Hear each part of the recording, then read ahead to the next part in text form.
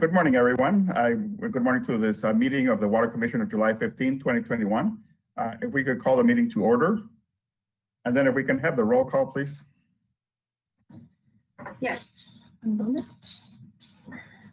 Okay, Chair Keller? Here. Vice Chair Davis? Here. Commissioner Young? Here. Commissioner Cooney? Here. And Council Liaison Sneddon? Here.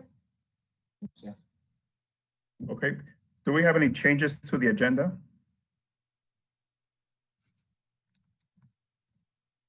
We have no changes, Chair Keller. Okay, thank you very much. Do we have any public comment at this moment? Chair Keller, we do have public comment. Let me pull up our timer. Okay. Alex Rodriguez would like to make a public comment. Alex, you are unmuted. Thank you. Good morning, commissioners. My name is Alex Rodriguez. I'm the president of the La Cumbre Mutual Water Company. And I just wanted to take a couple of seconds of your busy morning to thank you for all the help that the city of Santa Barbara has provided La Cumbre Mutual Water Company, and for allowing us to engage in negotiations for some of your desal water. The regional approach to resiliency is so much more important now that we're in this horrific drought. And with that, again, thank you on behalf of our board of directors and our shareholders.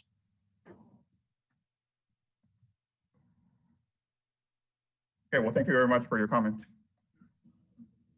Do we have any other public comment? No, we don't at this time. Okay, well, thank you very much. So now we're going to move on to a ceremonial item. So Ms. Flessy, if you can please go ahead.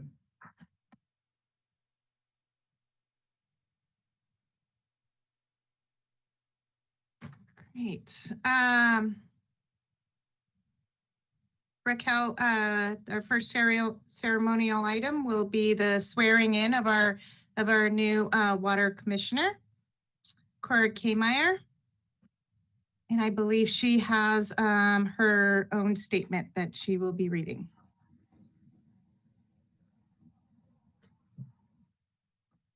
Great, thank you. Is this the oath of affirmation of allegiance? Yes. Yes, it is. I, Cora Kmeyer, do solemnly swear or affirm that I will support and defend the Constitution of the United States and the Constitution of the State of California against all enemies, foreign and domestic, that I will bear true faith and allegiance to the Constitution of the United States and the Constitution of the State of California. That I take this obligation freely without any mental reservation or purpose of evasion, and that I will well and faithfully discharge the duties upon which I am about to enter as a member of the Water Commission qualified elector of the City of Santa Barbara, California, according to the best of my ability. Okay, well, welcome to the Water Commission, Ms. Kmeyer. Okay, so we have the next item is the appointment of new officers to the commission. So Ms. Flessy. Yes. Raquel, do you have the swearing in items for our new commissioner? Our new commissioner, chair commissioner will be Mr. Dave Davis. Ms. Flessy, I believe we're going to need a motion to elect the officers. We'll need a nomination for chair and a nomination for vice chair. Sorry. That's okay. So have someone that has institutional memory. So I nominate Commissioner David Davis as chair of the Water Commission and Commissioner Jeffrey Young as vice chair of the Water Commission. Do we have a second? I'll second that. Thank you. So can we have a vote? The roll call, please. Yes. We'll start off with Chair Davis, Yes. Vice Chair Young, Yes. Commissioner Cooney, Yes. Commissioner Kammeier, Yes. and Commissioner Keller. Yes. Thank you. I guess you virtually hand me the gavel at this point. Okay. Thank you very much. Thank you. And look forward to working with you all as chair and Jeff is my wingman for the next year. Next item on the agenda is the consent items. There are 3 items. Item A is the meeting minutes for the approval of the minutes of June 17th, 2021. Item B, 7B, is appropriation of the water operating fund reserves for the desalination conveyance pipeline project. Item C is the request from the Coomer Mutual Water Company for a long-term water supply agreement. Are there any questions or comments by commissioners at this point on any item on the consent calendar? Okay, I'm not seeing any comments. I have one comment on item 7C, the Lacoomer Mutual Water Company. This is simply a request to go into negotiations. I think we will probably need some discussion going forward as to how we handle more applications for usage of the city's desalination project. Looking back on the enhanced urban water master plan we just did, I don't know, we really kind of like looked out as to how many potential users there are and what that looks like in the future. So this will be an interesting process to see where it goes.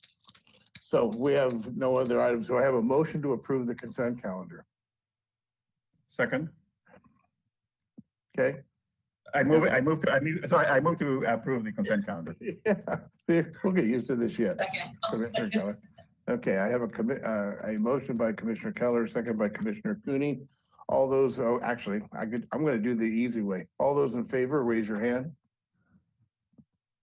Okay, consent calendar is approved unanimously. Thank you very much.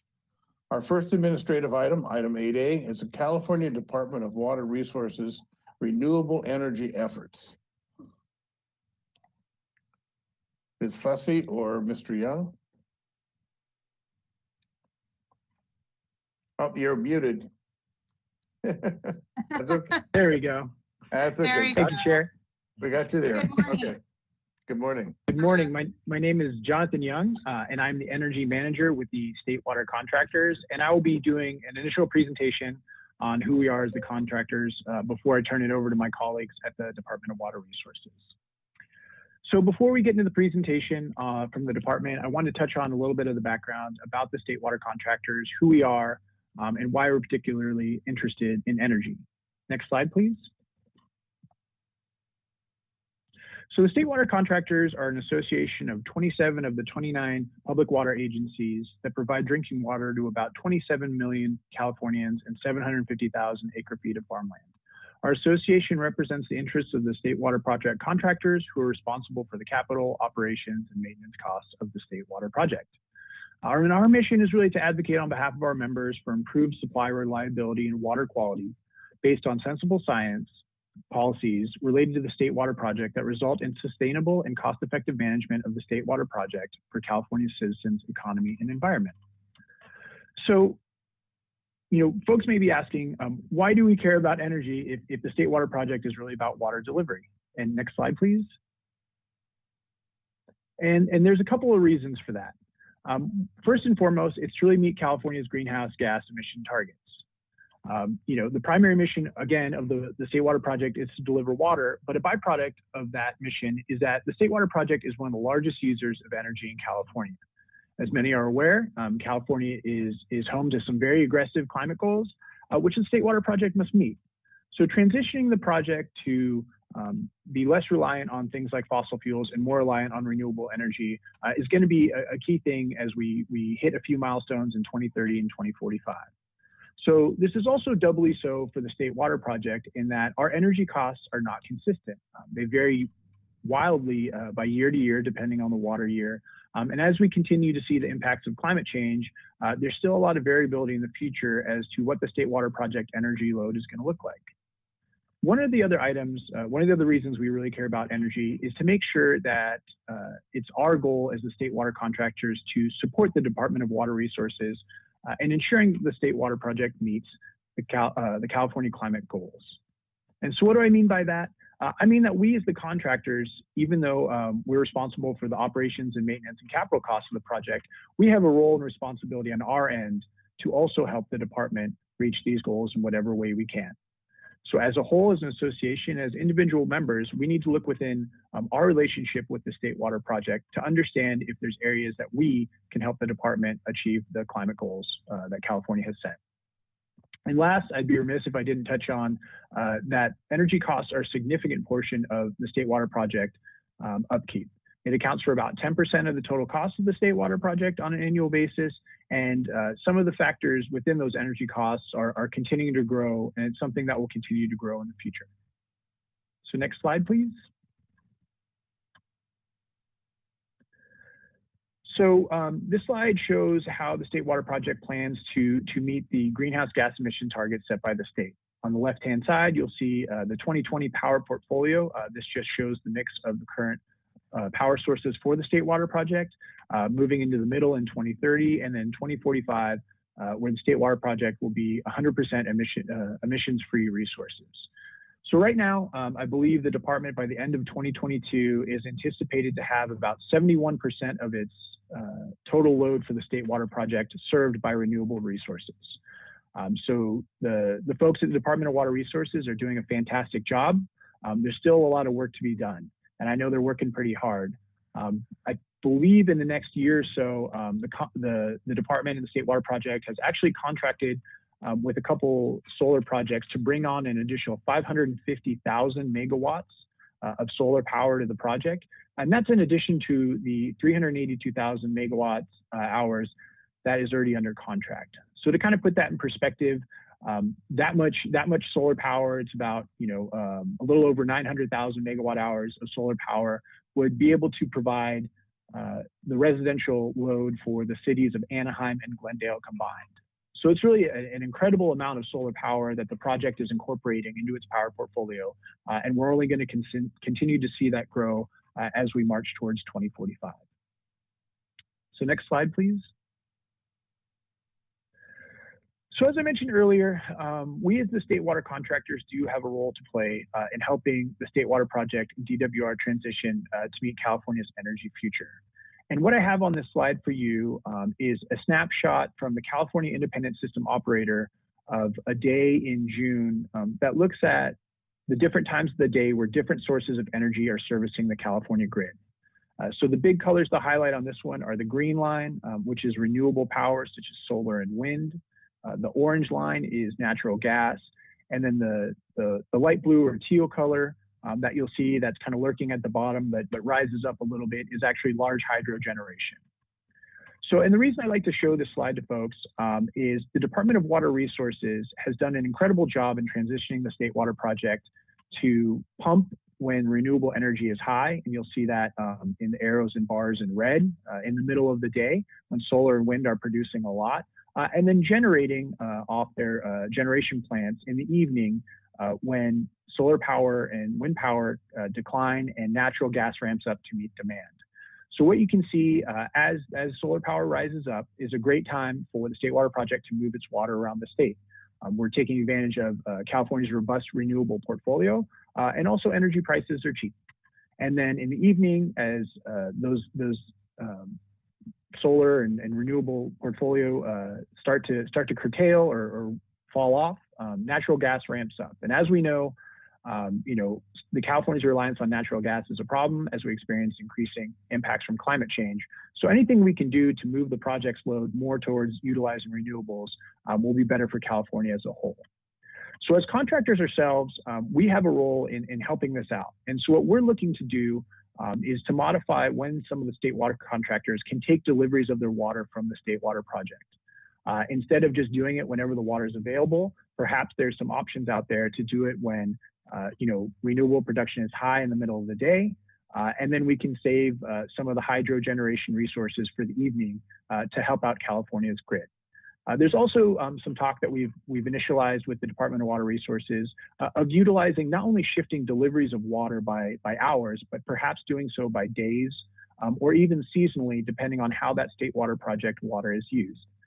For example, when we experienced the most recent heat wave, I'll go back to August 2020, not the most recent one, but in August 2020, was there an opportunity for contractors to not take deliveries for those several days in August when we had that incredible heat wave, so that the state water project could generate electricity to help out the grid? More recently, we can look at the Texas cold storms as an example. As the Texas cold storms gripped kind of the Southwest and had significant impacts on prices, is there an opportunity for some of those contractors to delay those deliveries by 4, 8, 12 hours in order to help out California's grid and then still receive the same amount of water, but just shift the times around? So that's one of the things we're looking to do as the contractors to help out the state water project and DWR meet their climate goals. But there's other things we can do as well. And some of those are to look for opportunities for funding for projects that would be built either as part of the state water project or near the state water project that would help out with California's grid. So for example, in the current budget proposal that's being kicked around the legislature, there is some funding being made available to rehabilitate what's known as pump back operations in Oroville, where essentially you would run water out of Oroville through the Hyatt power plant and it would generate power. And then it would run through, then it would be pumped back up into Oroville and then could be run through a power generation plant again a second time. And the purpose of that would be to pump the water up the hill when renewables are high, and then pump it down the hill when the grid needs more power. And thus you have kind of a renewable source of power waiting in the wings when it's there. So projects like those are something that we as the contractors need to be mindful of and be looking for, especially when there's funding opportunities to help out California's grid utilizing the state water project. So next slide, please. So one of the things I did want to touch on is how energy costs impact the state water project. So as I mentioned earlier, the main driver of energy costs for the state water project is going to be the water year type. It's highly variable, and so as you can see by this chart, energy prices overall, or energy costs, I should say, for the state water project are going up. However, that can vary wildly from year to year. Just looking in comparison of the years 2014 to 2017, you can see 2014, which was a critical dry year, to move about 1.2 million acre feet of water, that resulted in about $136 million in costs. Now, for a wet year like 2017, the project moved about 3.7 million acre feet of water, which cost a little bit over $340 million. So our costs do vary highly year to year. So it's kind of hard to predict how energy costs will look in the future of the project, but we do know some costs are continuing to rise. Next slide, please.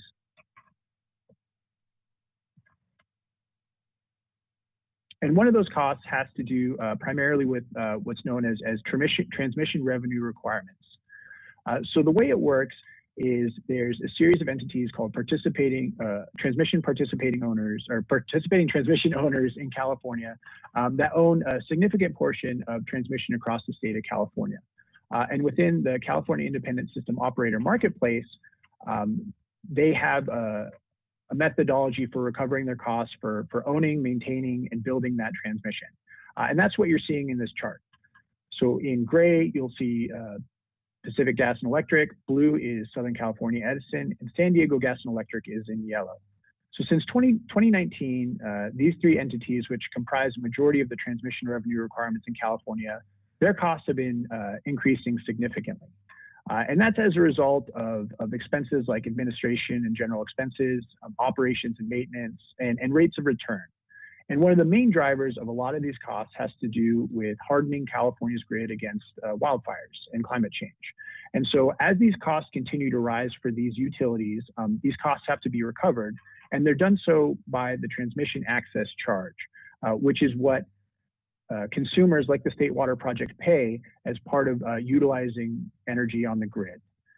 So energy is an important part of the State Water Project because costs are continuing to rise, and it's in response to climate change. And so how do we as the contractors and DWR work to ensure that the State Water Project can look for alternative ways to mitigate some of these increases while also providing additional renewable support to California's grid? So it's going to be important that we look in the near term at some potential solutions as well as the long term for how to pivot the state water project to not only be water delivery, but also be water delivery plus grid support utilizing renewable energy. So I want to thank the commission for the time to present today. I'm happy to answer any questions now, or we can wait until the department completes its presentation, and then I can answer questions then. Okay, are there any questions from commissioners? Commissioner Keller.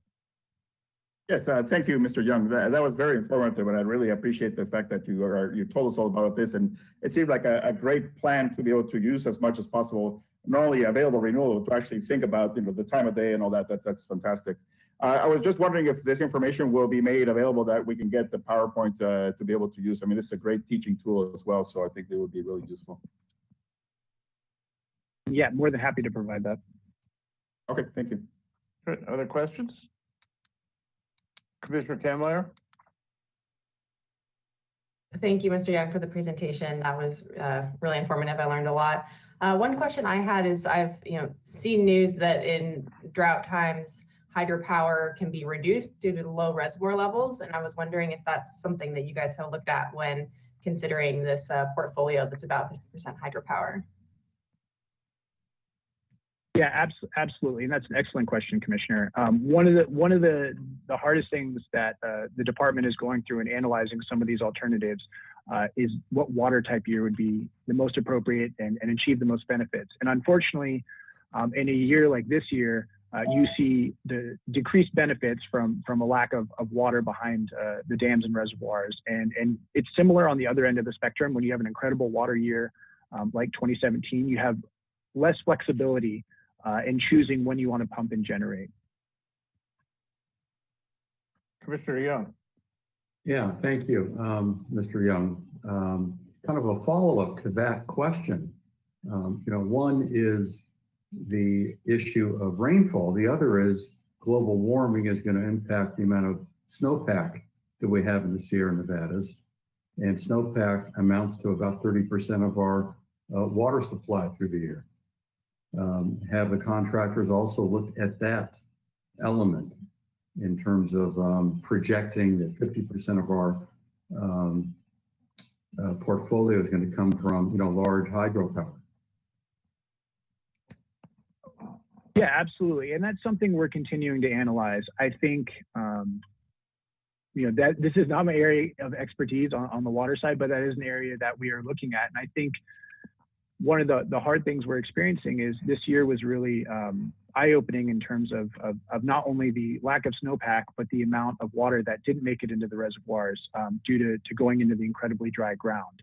So there's a lot of other factors that we're trying to balance and really look at how we position the project and how we as the contractors can adapt to climate change and all these different variables that are coming at us that perhaps we didn't see even 5 years ago. So it's something we're looking at.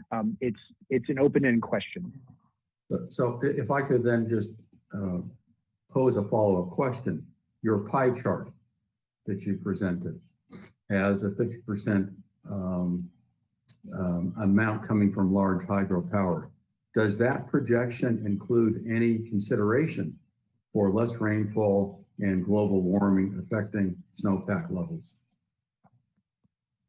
I believe it does. That chart came from the Department of Water Resources, so I'm not sure if Leanne or Ghassan on the line can provide more information about that. Good morning. I'm Ghassan Al-Qasir, Chief of the Power and Risk Office for the State Water Project. The pie chart uses an average annual, and so we look at the historical and record and come up with the annual average. We definitely, that set of data includes dry years like 14, 15, 20, and now 21 is another very dry year. And so it's reflected in that sense. But aside from that, we do have a climate action plan that calls for using climate change scenarios in all our planning efforts for any project or power portfolio management, and everything gets updated with time. Thank you. Thank you. Other questions from commissioners? Staff, do we have anyone from the public who wishes to comment on this? Chair Davis, we do not have public comment at this time. Okay. Ms. Plessy, do we have anything else from the city staff?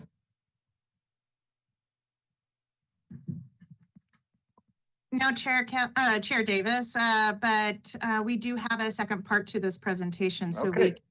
Go Go ahead and proceed. Great.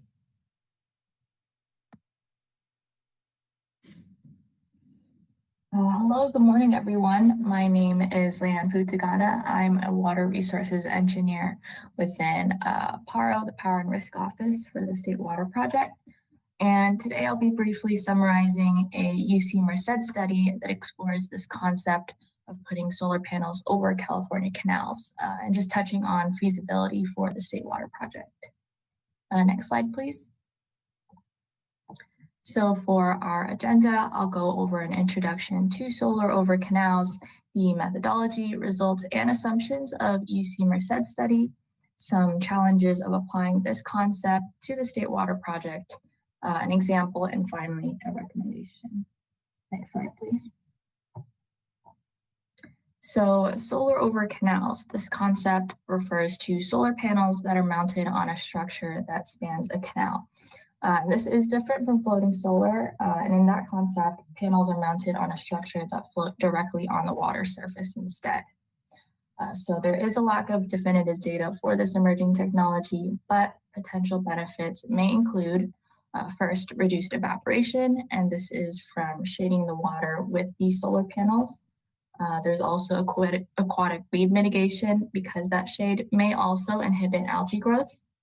And lastly, increased efficiency from panel cooling because positioning these solar panels over the water may also allow them to remain cooler and increase their efficiency. So the study was done by researchers at UC Merced, and it really investigates the energy and water co-benefits of covering California canals with solar panels in terms of water evaporation savings, net present value, NPV, and levelized cost of energy, LCOE. Next slide, please.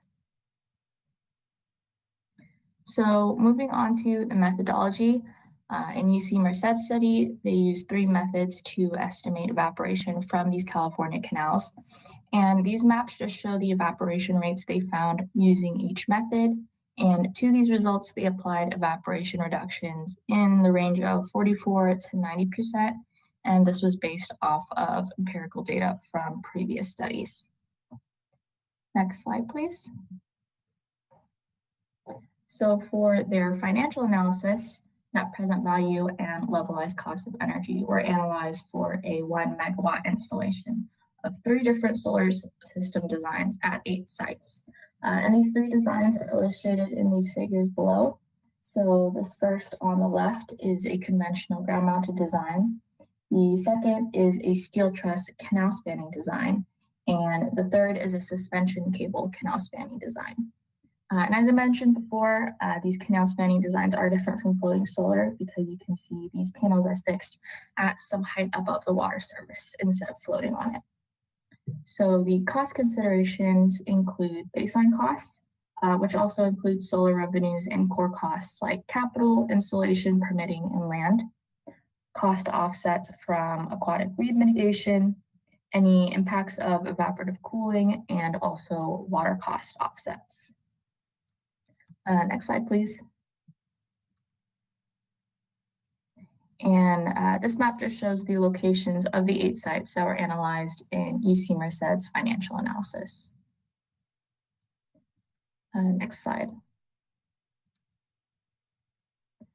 So moving on to the results of UC Merced study. NPV and LCOE are shown on this graph here. The bottom x-axis labels these 3 different ground, truss, and cable designs, and the top x-axis labels the 8 different sites.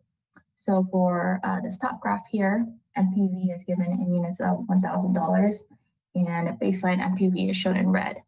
And you can see that the truss and cable NPV were both lower than ground-mounted NPV. And this is because of those higher costs of capital and installation.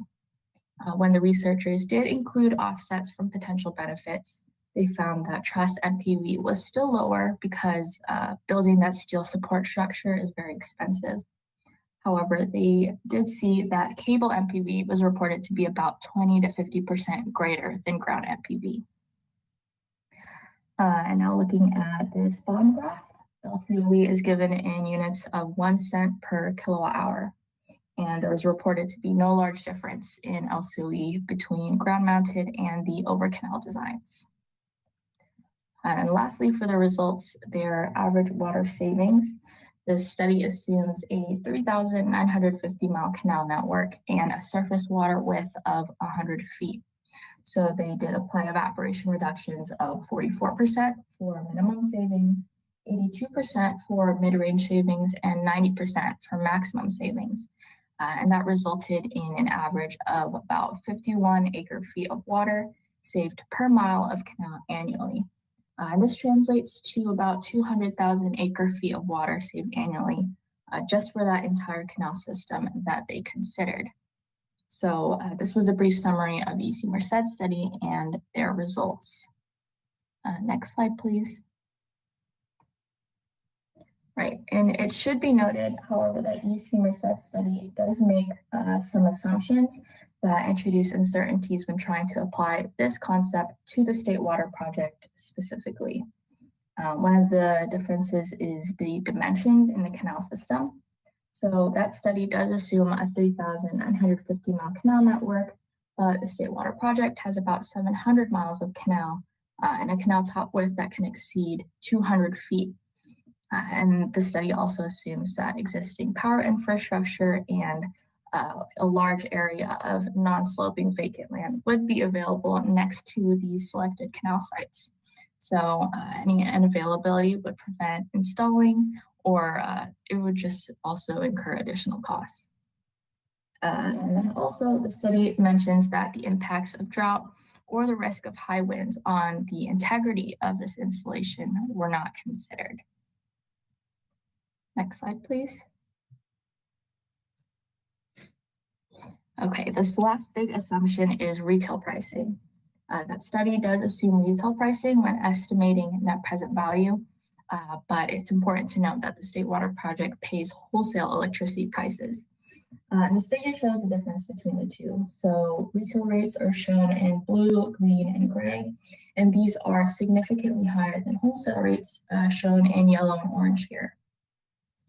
So whereas retail customers would benefit from the cost savings of using their own generation, plus getting compensated for excess energy at near wholesale rates, the State Water Project is a wholesale customer and is only compensated at wholesale rates for their generation.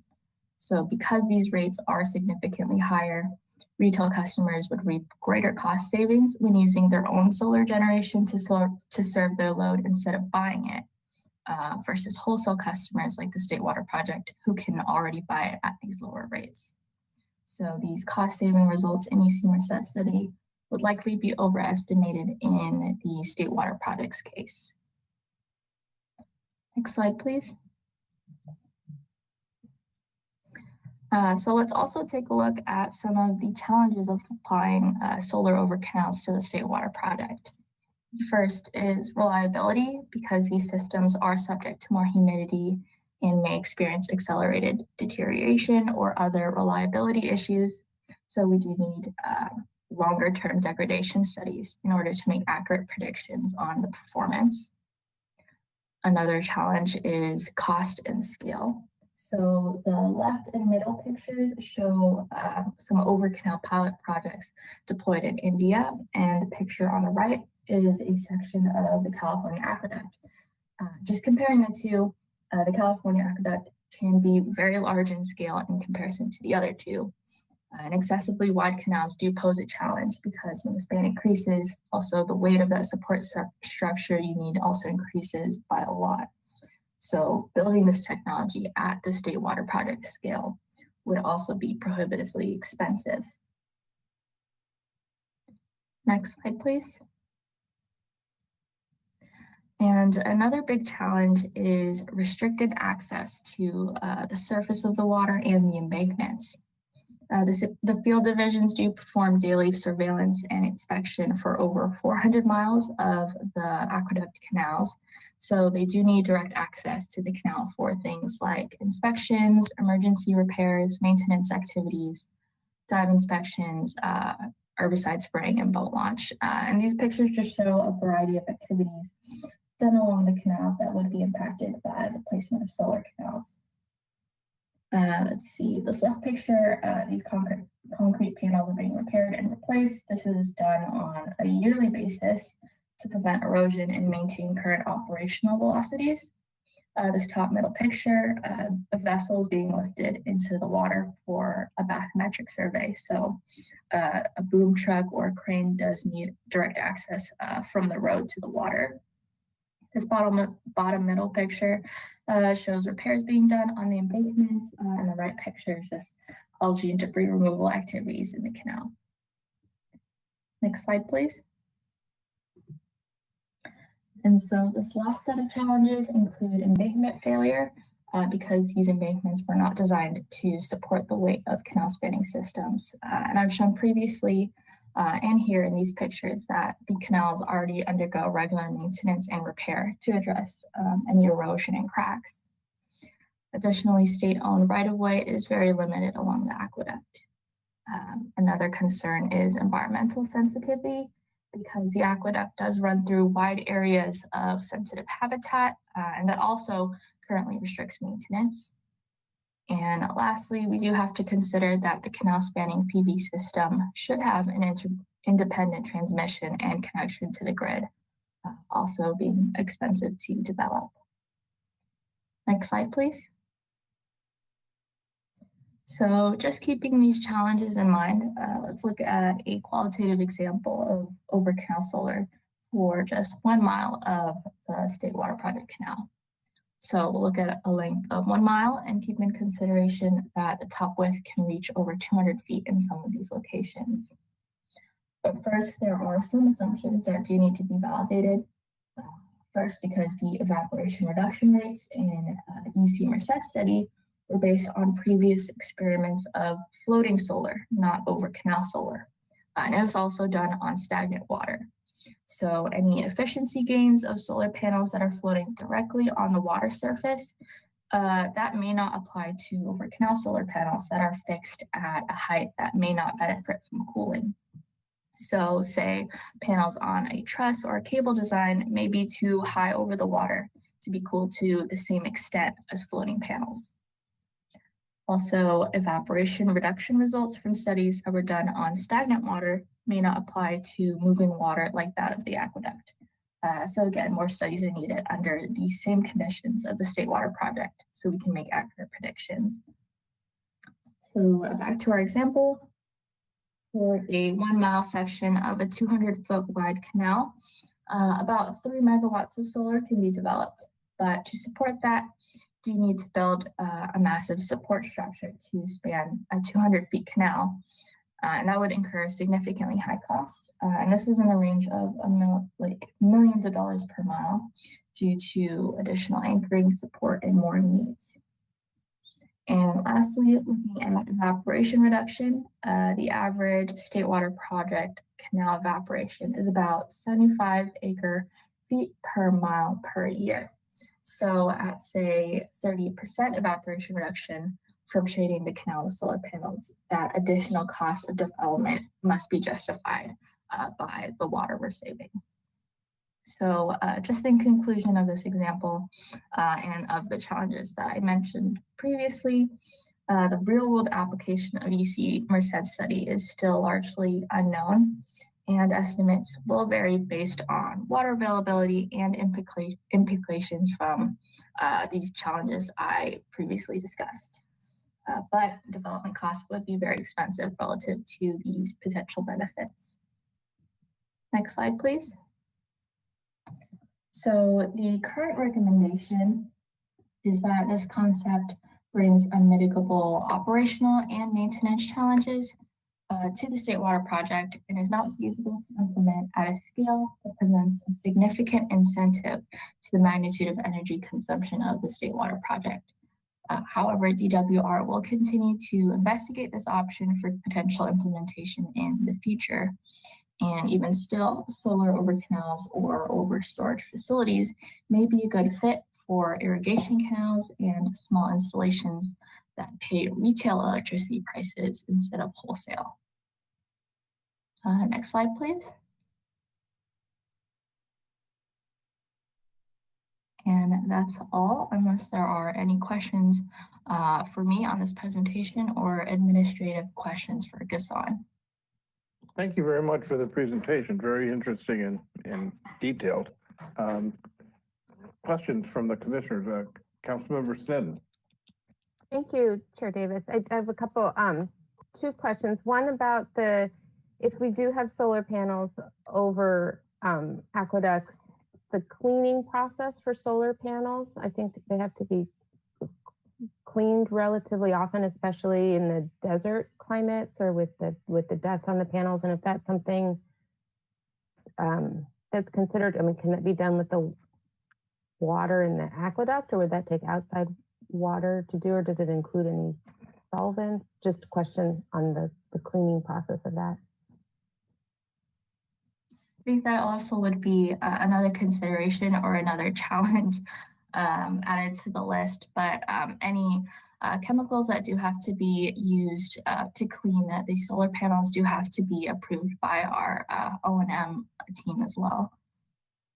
Thank you. And then I think this is really exciting, even though your conclusion here is that it might not be economically feasible. And I'm wondering about the offsets of, if there's battery storage or selling that excess energy. I mean, we just took a road trip up to Portland, stopping at reservoirs along the way that are completely dry, and just seeing State Water Project water, flowing and exposed and evaporating. It just seems like such an opportunity, especially in those high sun areas, to be able to do something with that energy that would be more than just offsetting the energy uses of the water project.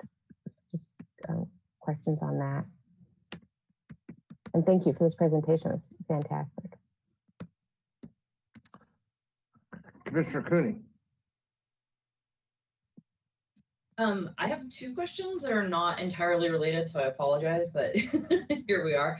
The first one was, are the costs for the different methods of construction, or whatever you want to call it, for the different styles, did that take into account, or was the risk of seismic events considered with those? I imagine that there's some different rules or considerations that you would need to think depending on which style and how well that would hold up in an earthquake or that kind of thing. And that so that's question one. And then question two is, you mentioned at the end potentially doing some smaller projects for places that were paying retail rates for power. And if that happens, I guess this is a question that we can't really answer right away, but it would be very interesting, or would it be able to study those for the kinds of variables that we didn't think of, things like cleaning or weather or wind or whatever, and see how much it actually impacted those areas, for the idea that maybe in the future this would be, if energy costs rise, maybe it becomes more interesting for people to do. Thank you for your questions.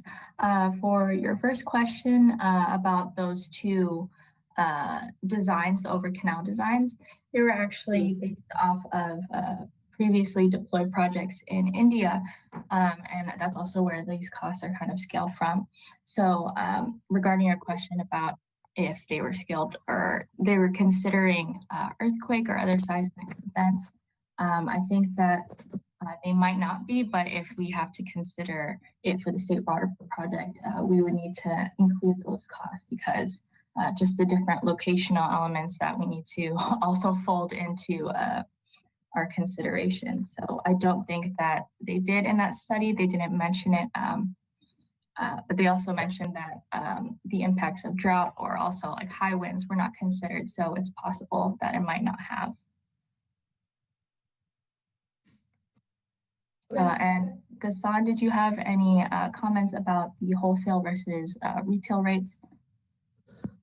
Thank you, Leanne. So the concept of solar over canal or floating solar is not new in California. A few years back in Napa, a winery have deployed a floating solar installation on their pond that serves their winery, and they felt that deploying the floating solar would provide enough energy for their own operations that can offset the retail power that they are using. So that's pretty much what Leanne's recommendation says. There are places where land is scarce and there is a benefit from reducing evaporation and serving retail electricity instead of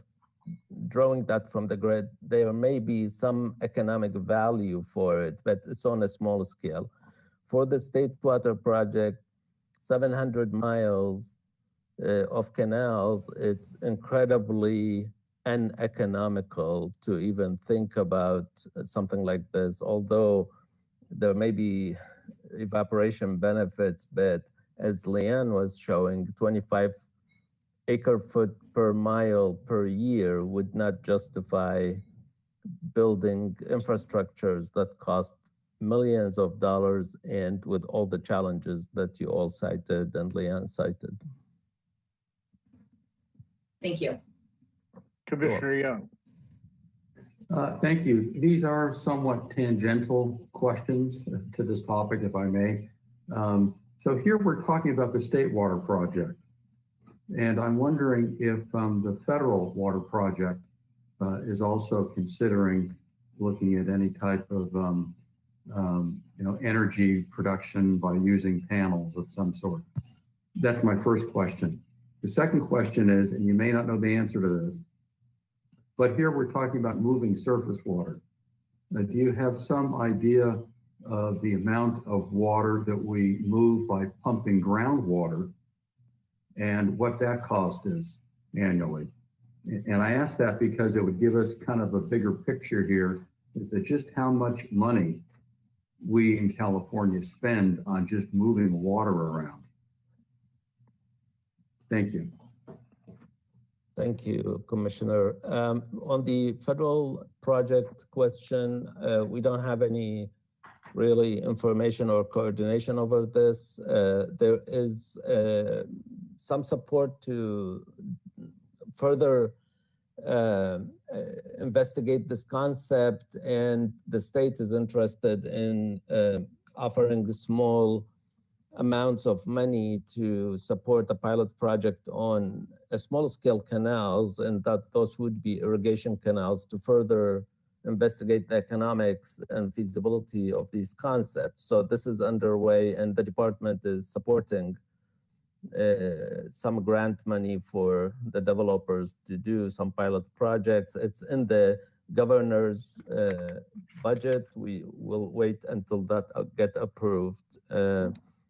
Then the question about the groundwater pumping, there is quite a bit of groundwater pumping. There's just in Kern County, there is about an aggregated 40 megawatt of the pump capacity that is dedicated to groundwater pumping. And so, but the challenge is that even when you do that on irrigation canals, these pumps are so spread, throughout that Central Valley that connecting all of them to a source of power like the one that we are talking about needs very expensive infrastructure to be developed. But where they can be aggregated, maybe it can prove economicals if you're offsetting retail power. It's beyond State Water Project business, but these are some of our customers, and we are happy to support them in investigating these options. Yeah, thank you. I mean, I raised the question because in some of the seminars I've attended in the past, I have been told that the amount of energy in California that gets expended just to pull up groundwater in the summer is something like 25 or 30% of our overall energy demand.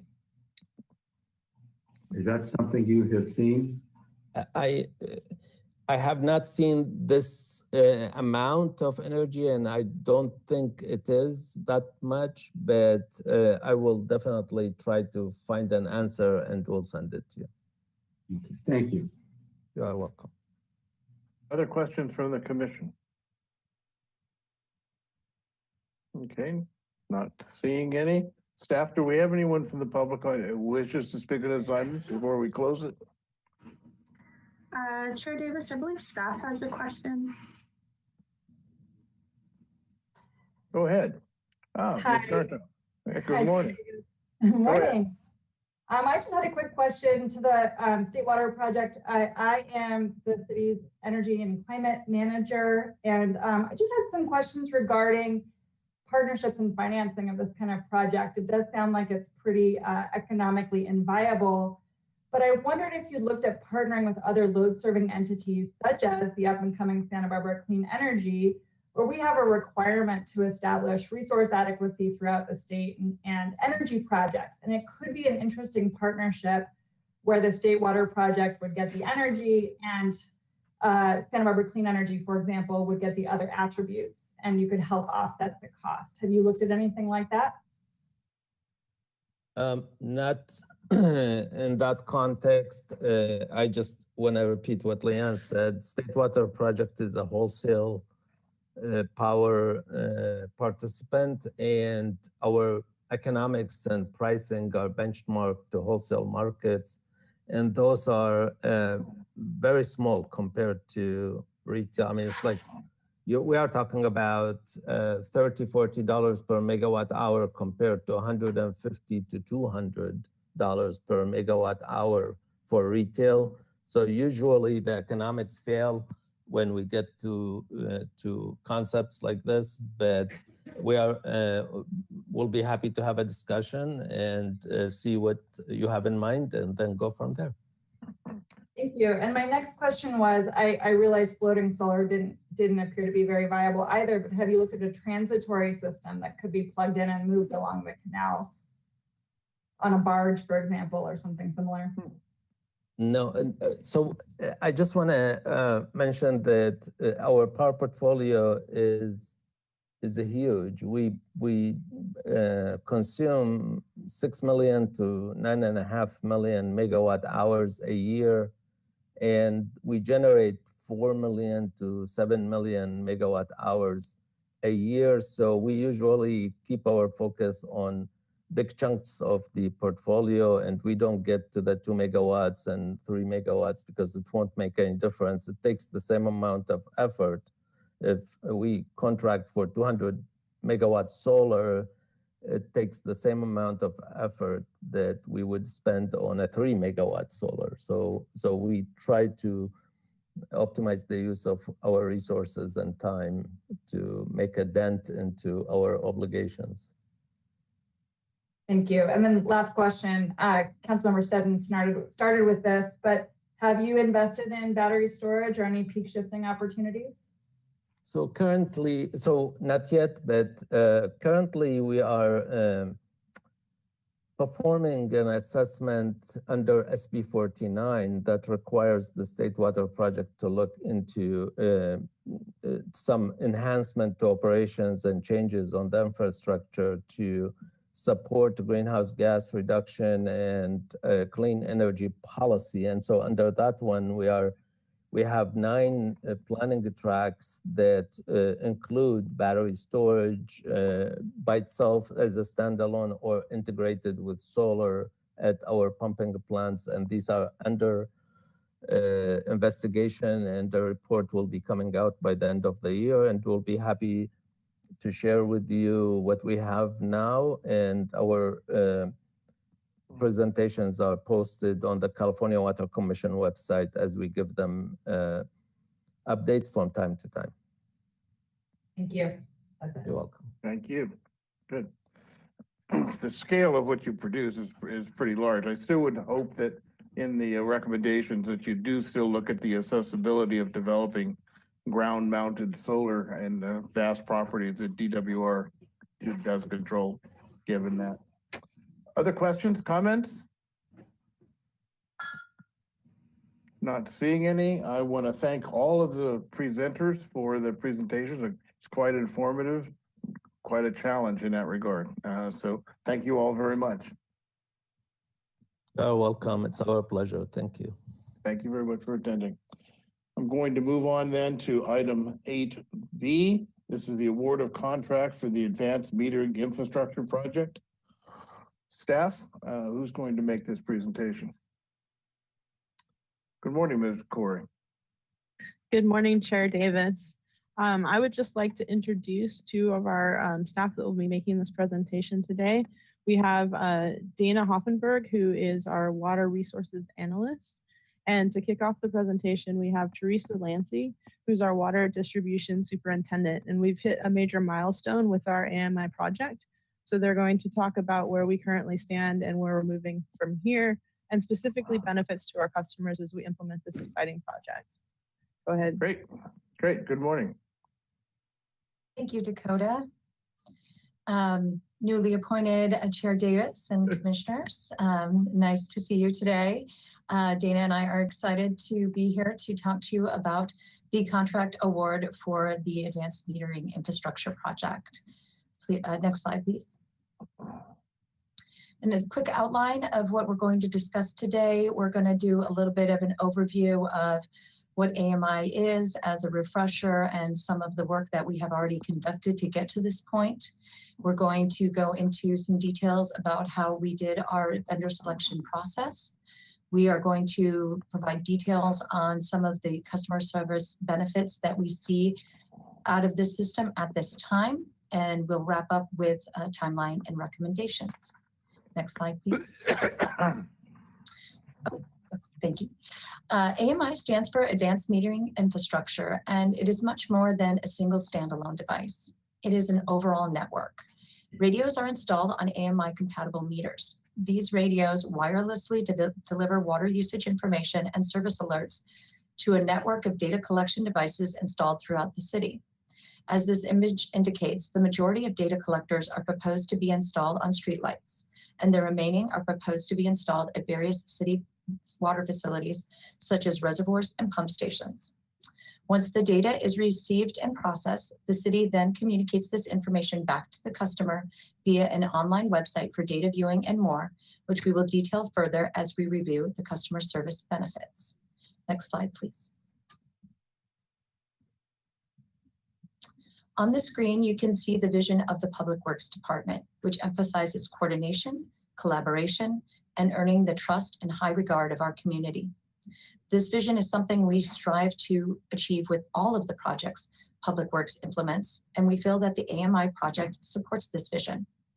It supports this vision by allowing for more detailed water use information, which facilitates more effective collaboration with both staff internally and with our customers to conserve water, troubleshoot issues, and avoid costly leaks. As you will learn later in this presentation, the customer engagement software proposed has a robust array of educational options and notification settings.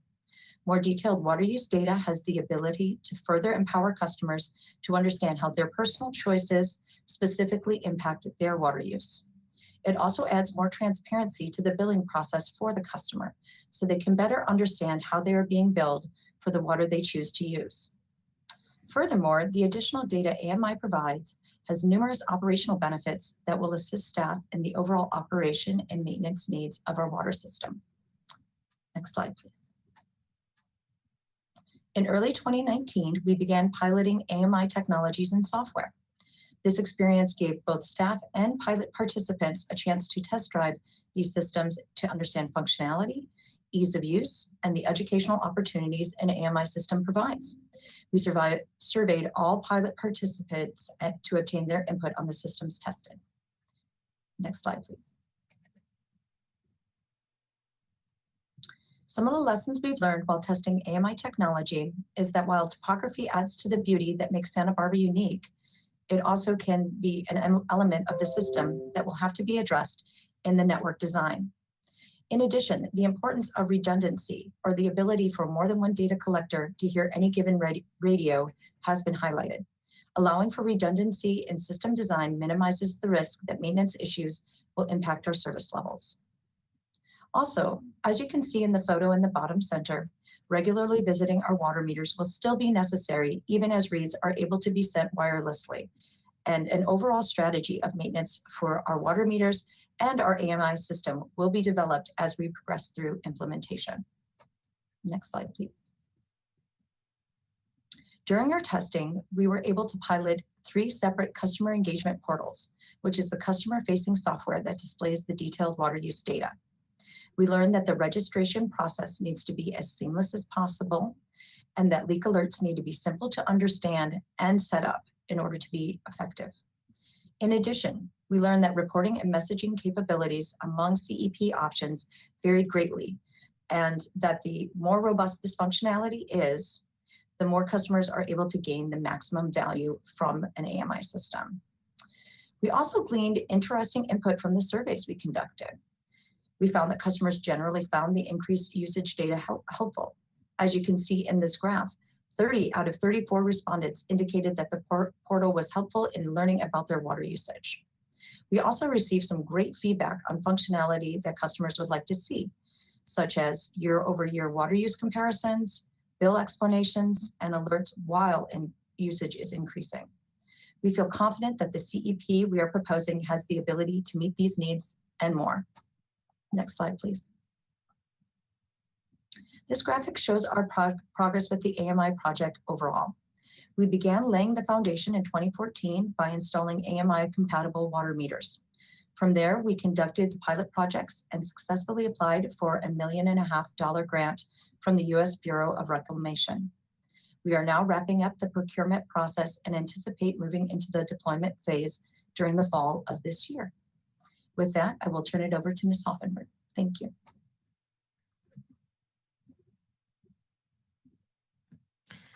Next slide, please. Good morning, Chair Davis and Commissioners. My name is Dana Hoffenberg, and I'm a Water Resources Analyst. I'm going to be talking with you today more about our AMI project. So first of all, we started off by creating a competitive RFP process for this project, where we broke the project down into 4 major project components. So the first project component is the AMI network itself, which is, the core of the project. The second component is installation services, and this is where a contractor will be physically installing the AMI radios. The third component is a meter data management system. So this is a software, and it is more of a staff-facing software. This is the database that staff uses to maintain and run the actual AMI system, and it's also where the actual meter readings go. Then the final component is the customer engagement portal. So this is the customer-facing component of the project. This is where customers will go to look at their bills and look at their actual water usage information. So we decided to split this project up into 4 components, as this would allow different vendors to either bid on an individual component or bid on various components together. So it can be either a best of breed approach or more of a turnkey approach. And we did this to allow staff to really customize the project as much as possible to maximize our benefit for our customers. So next slide, please. So we ended up taking a bit of a mix. For 3 of the project components, we are recommending that we contract with Aclara Technologies. For those 3 components that they bid on and we're selecting them for is the AMI network, the meter data management system, and the installation component. So the installation component will actually be subcontracted out to Concord Utility Services. So they will be installing the actual radios that go on the meters, and they have quite a bit of local experience with neighboring agencies, so we're pretty confident in them. Aclara as well has a lot of local experience. As Teresa touched on, we have some interesting topography in town, which is beautiful, but can be a challenge for these kinds of networks. So Aclara does already work with SoCalGas, so their network has been proven to work locally in our area. And so you'll see this picture on the right of the streetlight. That is a data collector of Aclara's that is actually just already located just within a few blocks of city offices. So the second picture, you'll see a water meter, And attached to that water meter is the Aclara radio. So you'll see that it can easily just attach to the bottom of a water meter lid. Aclara is interesting in that they can just attach to the bottom of the lid. The radio doesn't have to move through the lid. So that makes it for a lot of an easier installation process, which is again, one of the benefits of going with Aclara. Next slide, please. Okay, and so for our customer engagement component of the project, we are recommending that we contract with WaterSmart. So WaterSmart was one of the customer engagement portals that we worked with for our customer pilot. So some of our customers have already had exposure to it, and we have received very positive feedback on that portal. The portal is available in English and Spanish. It's professionally translated, not just computer translation. So it'll be really accessible for all of our customers. And it simply just goes beyond what a paper bill could ever provide. So it just isn't the theme with us trying to provide better customer service. And I'm going to go into a bit some of the customer service benefits we'll see. Again, this is just an overview of some of the benefits, but we'll head into detail on those. Next slide, please. Okay, so this is what a customer would see upon first logging into WaterSmart. So you can see there's various tabs and tiles, many different features the customer can use. On the upper left is where a customer can look at their actual bill amount and pay their bills. In the middle, we have the water usage data, and I'll go into that in more detail, but this is where customers can view their detailed water usage information that they'll be getting from the AMI program. On the right, we have a notification section, and this just allows us as the utility to have communication with our customers. You know, we can provide them information on different programs and rebates. We can also provide them information on our water quality reporting, as well as maybe even our sewer lateral inspection program, you know, whatever we want to do in terms of outreach for our customers. In the bottom center, you'll see a recommended tile, and this is actually really interesting. So it does provide individualized recommendations to our customers on how they can reduce their water usage and save money on their bill. And because the system has their water usage, it's able to provide tailored recommendations. So for a customer, let's say that doesn't have any water usage, doesn't have any irrigation patterns, let's say maybe they live in an apartment, so there's no irrigation pattern, this recommendation section would not ever recommend irrigation savings to them. It would be more tailored to their actual needs. Next slide, please. Okay, so now we're getting into the more detailed water usage data that's going to be the biggest benefit to our customers. So on the left-hand side, you're going to see what a customer will be viewing if they look on a computer screen. And on the right-hand side, you'll see what it looks like on a mobile device. So these graphs, both of them, the vertical axis is water usage, and the horizontal axis is time, so days. And you can see that the customer is able to zoom out or drill in for their water usage information. So they can look on an annual basis, monthly basis, weekly basis, daily basis, and they are, with AMI data, are going to be able to see water usage all the way down to hourly increments. So this is a huge step up from what we're able to offer customers right now. Right now, customers get one water meter reading every month. So they have one data point every single month. With AMI, they're going to have, you know, over 700 data points every single month. So customers are going to have a lot more tools to better manage their water usage and understand their water usage. So you'll see, not only does the system just present the water usage to the customers, but in this case, it's also detected a leak. So it also analyzes customers' water usage. So it's highlighted the leak in orange. So this shows the water usage that can be attributed to the leak. And so customers now will receive an email if they have the system detects the leak. And this really allows customers to catch leaks a lot earlier. You know, depending on when a leak was to start in a billing cycle, customers could go weeks and or months with a leak and not knowing and be wasting that water and be getting a huge water bill. This allows leaks to be found more on the scale of a matter of days. So again, a really great benefit to our water customers. Next slide, please. Okay, so there's even more custom alerts and notifications that customers can set up if they'd like to.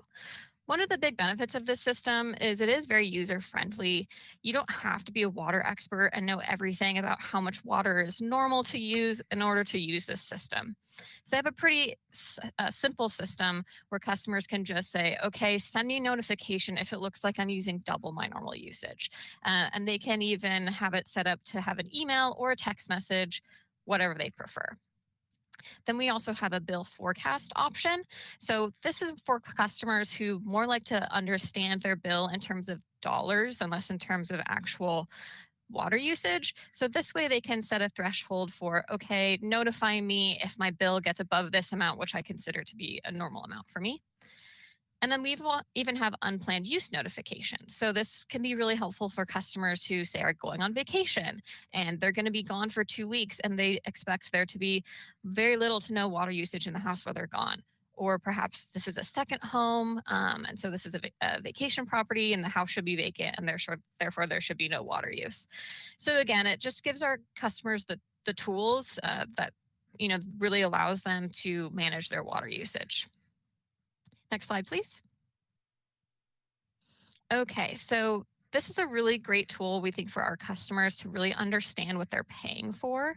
So right now, what we're looking at this graph is on the left-hand side, it's cost of water, but you can see there's also an option to toggle it to consumption. And on the horizontal axis is billing period. So something we've found is customers don't always understand how many services they're getting on their utility bill. Our utility bill includes water service, wastewater service, and trash and recycling service. And a lot of times customers just look at the dollar amount and kind of just assume that it's all just water. And this huge water bill is just for water service. So what this does, it's really going to show our customers what services you're actually getting, what you're actually paying for. So here you can see, there's a sanitation charge broken out. We will customize it for our system, but that's a capability that we'll be able to have. It'll also show our customers what they're paying in fixed charges versus volumetric charges.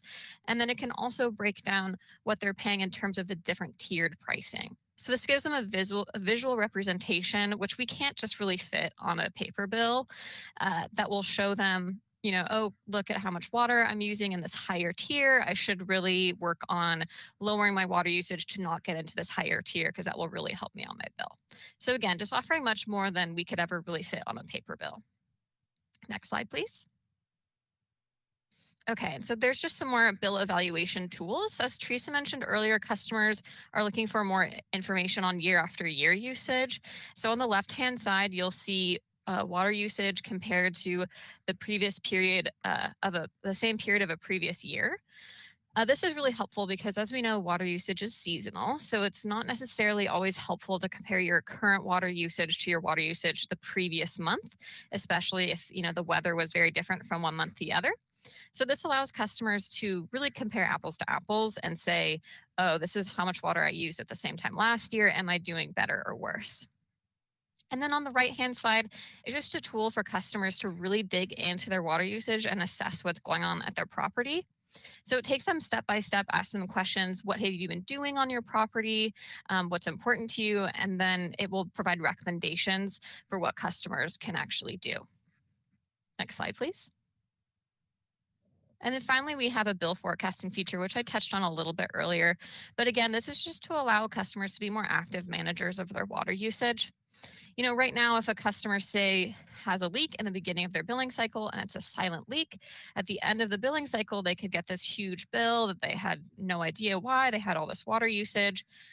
This allows customers to see what they've been doing and what they're on track to do. It can also be helpful if people have people visiting or something like that, so they can really see how their water usage is being affected and what they can expect in their bill at the end of the month. Next slide, please. Okay, so again, that was just a summary of some benefits that customers will be able to see. And so now we'll just go into a bit of project timeline. So we're scheduled for City Council contract award in August. And then after that, we'll move right into the proof of concept phase, which is a pretty key phase in the project where we get most of the major project components set up. And then after that, we'll move into the full deployment phase, which is where we will be installing all of the radios on all of the city's water meters. And then we're looking at project completion in about fall of 2023. Next slide, please.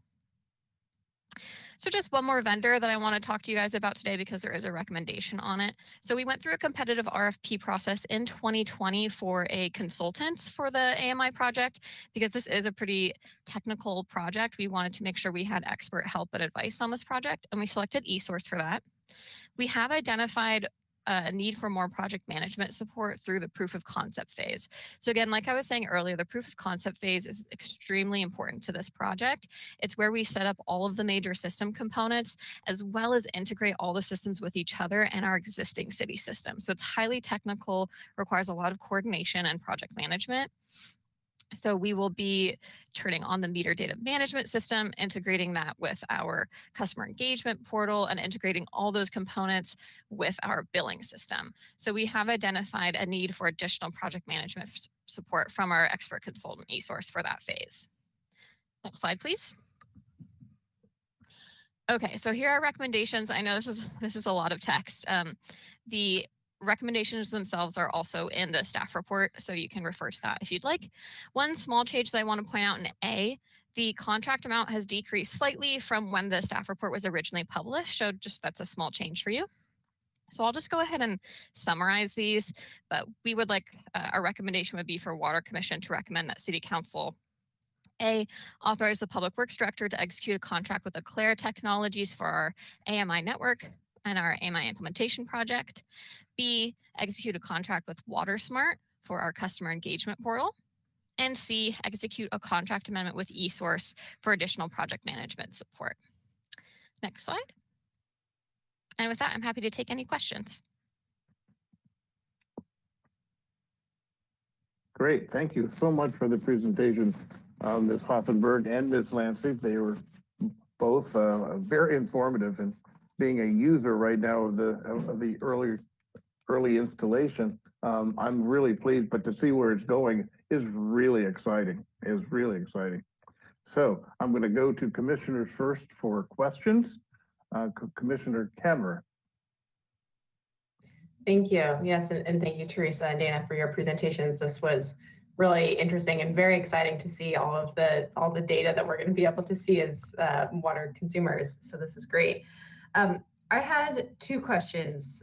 One is about deployment. So just to clarify that this is going on every meter in the city, and then the kind of follow-up question to that is there a deployment strategy in terms of kind of which water users are getting the AMI first?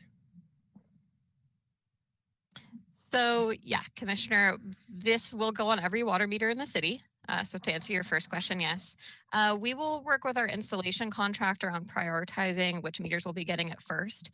We will be putting it on the meters in terms of our meter reading routes, which is the order in which we bill our customers. So it's like a cycle that we go through.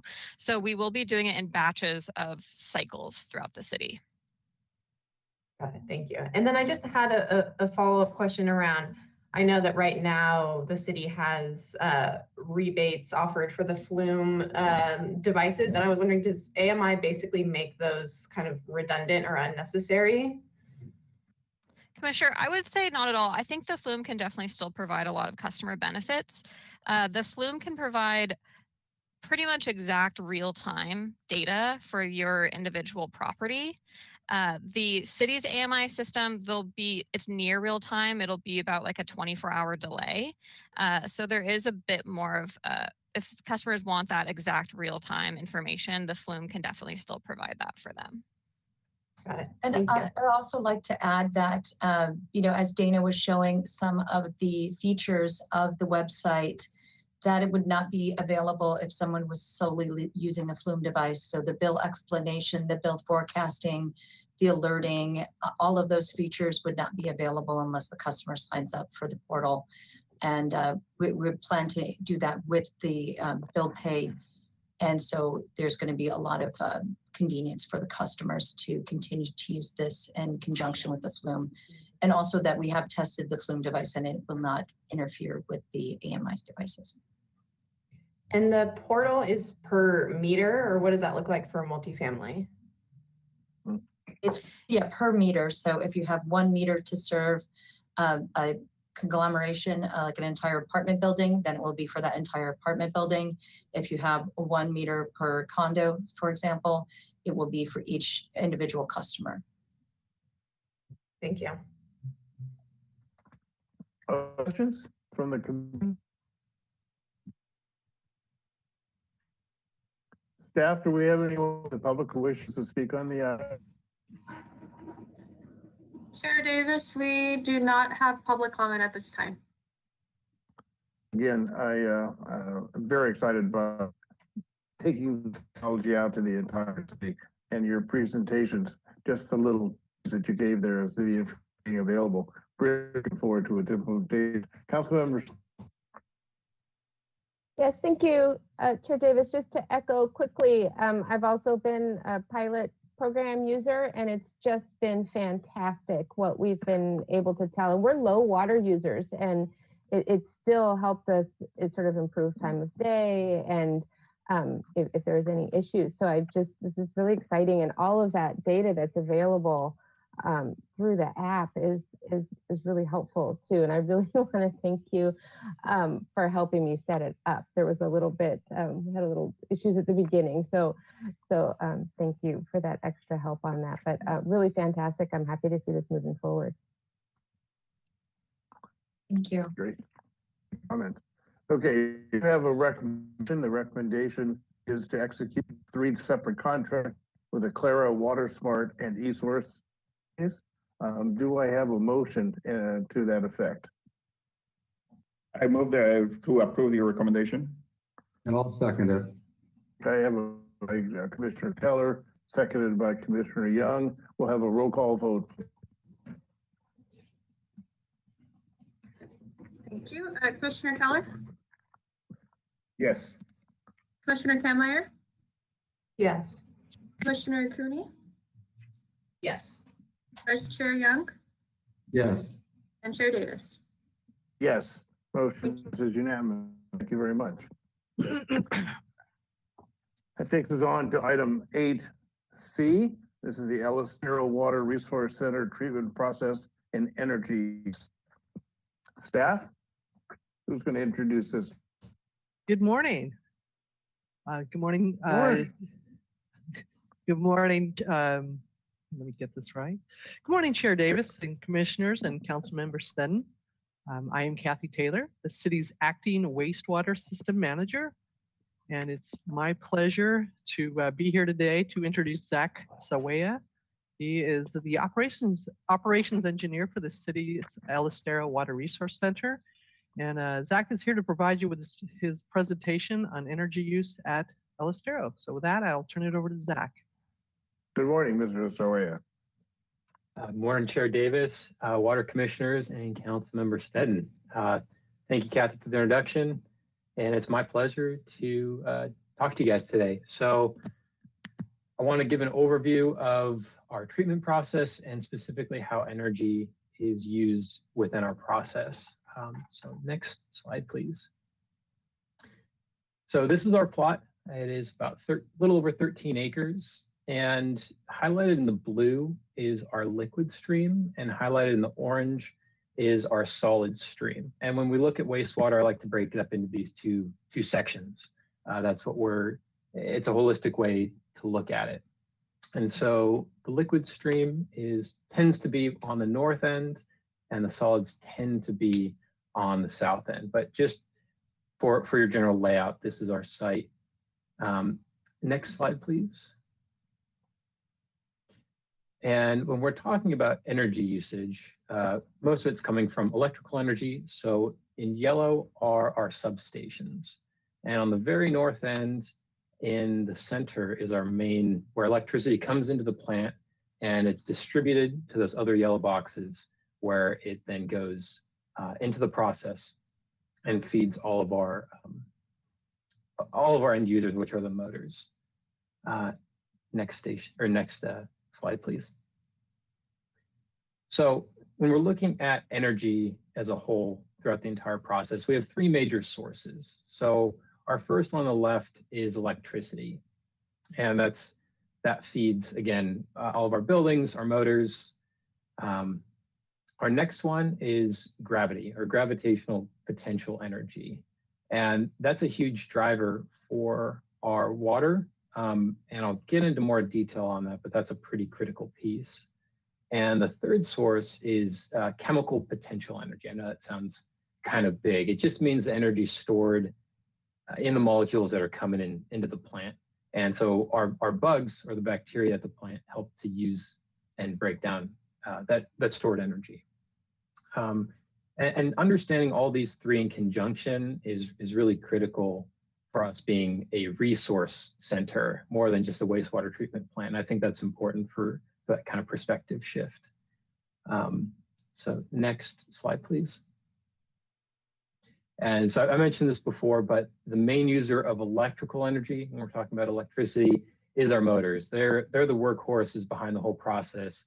They give movement to our water. A lot of our process, it depends on water transportation. And motors are kind of they're like the muscles of the plant. They are what provides the movement. And we can think of electricity as the circulatory system of the body. It's what gets the oxygen, gets the nutrients, and helps everything function. Without electricity, we wouldn't have a process. Next slide, please. And so here's a few photos of big energy users. This is our influent pump station. This touches all the water coming into the plant. And so there are 4 pumps that are redundant here.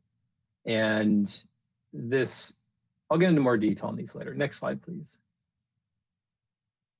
These are our blowers. These are what provide air to our aeration basins. And these are by far the largest energy user at the plant. They are 800 horsepower motors, so pretty large. And I can say from just anecdotal experience that when one kicks on, you can actually see the lights in the trailer and the plant flicker a little bit when they switch between them or kick on and off. So next slide, please. And here is our tertiary system. This is what produces reclaimed water for the entire city. And these are the feed pumps for the tertiary plant, and also a higher energy user among the plants. And I'll get into more detail on these in a bit as well. Next slide, please. So this is our overall process flow diagram for the plant. And in the blue, you have our liquid stream, and in the brown, you have our solid stream.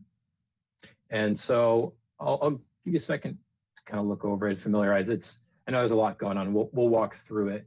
But it's one thing to really notice. I've highlighted any kind of major pumps in the system. There are other smaller ones throughout the process, but these are the big energy users. And if you trace the blue stream, I think one of the most elegant and parts of the design of this plant is our water is only touched by one major pump, and that's an influent pump station. But after that, it travels completely by gravity all the way out to our ocean outfall, and you can trace that. And without that, well, I guess with that, that is what allows our process to be economical, that we can provide our customers a decent rate. Otherwise, if we were having to touch it a lot more for the amount of volume that we treat, it would be far more expensive. And yeah, in general, things go from high to low. Just in the world, you know, as energy systems work, want to go to a low state. So moving on, next slide, please. So this is our preliminary treatment system. This includes our bar screens and our grit chamber. And as a general rule of thumb, for treatment, the smaller the particle that you're trying to remove, the more energy and more complexity it's going to take to remove that. And the more expensive it's going to be. So in this primary or preliminary treatment here, it screens out large objects, heavy objects like grit, which is sand, or things that are generally easy to separate. And so this is one of our lower energy systems in the plant. Next slide. And this is our influent pump station, which you guys saw on the first picture. And so this is one of the higher energy demands. This basically counteracts the gravity that it took for water to get here. Water flows to the plant almost primarily by gravity. And so the influent pump station takes that water, from a low point, actually the lowest point in the city, up to the high point, which is about 49 feet of difference in height. And then from there, it flows all the way to the ocean. But the thing with the influent pump station, the reason why overall it's a high energy demand is because it touches all of the water coming into the plant, all 5 to 6 million gallons a day. And so after this point, pumps only touch some percentage of the overall flow. Next slide, please. So these are primary clarifiers. They are also a low energy system because they rely a lot on gravity. They slow the water down. The water allows the heavy material, which is sludge, to sink, and the light material, which is scum, to float. And we're able to collect those with these big kind of squeegees. And we collect that, and that sends off to our solid system. But overall, pretty low energy. This removes 40 to 60% of the material coming into the plant. Next slide, please. So this is our secondary process, and specifically the aeration basins are fed by the blowers. This is our first reaction process. This is where we have our biology come in. And so we're cultivating biomass and bacteria that help to eat up all the nutrients coming into the plant. And so the blowers, they're just a big compressor is what they are. And the reason they're so expensive is because air is compressible and it takes a lot of energy to raise its pressure. And so that's why they're such a high energy user within the plant, but they're really critical. They provide all the oxygen to the aeration basins, and without them, our biological treatment would cease. We can't go very long without the blowers running. So after that, we move on to the secondary clarifiers.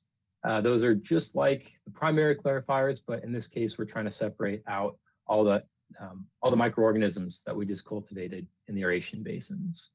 And so then we return those back to our reactors to maintain the process. So we're not just tossing out all that work we just did to cultivate them.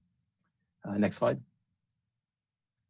And continuing to trace our liquid stream here, a portion of our overall flow goes to our ultrafiltration or our tertiary system.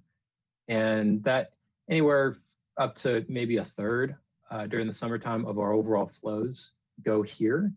And that is what provides reclaimed water for our system that goes out to our parks and some of the bathrooms around the city. And this is a per gallon of water treated. This is a higher energy user because it requires a lot of pressure. The membranes themselves are a series of very small straws, and we're having to push the water through that. And if you think about if you've ever tried blowing through a regular sized straw and then blowing through a coffee straw, it's a heck of a lot harder to blow through that coffee straw. And so that's kind of relate that to why it takes a little more energy to push water through our US system. And this strains out molecules down to, I believe it's 0.05 microns. So the only thing it's not taking out are small molecules, like pharmaceuticals or hormones. Next slide, please. And then this is our distribution pump station. It's also on site at El Estero. And this moves all of the reclaimed water into the city. And it is a relatively high user, but again, it only touches a portion of our overall flow. It's also expensive. It puts water up to 120 PSI, which is decently high. So that takes some amount of energy. Next slide, please.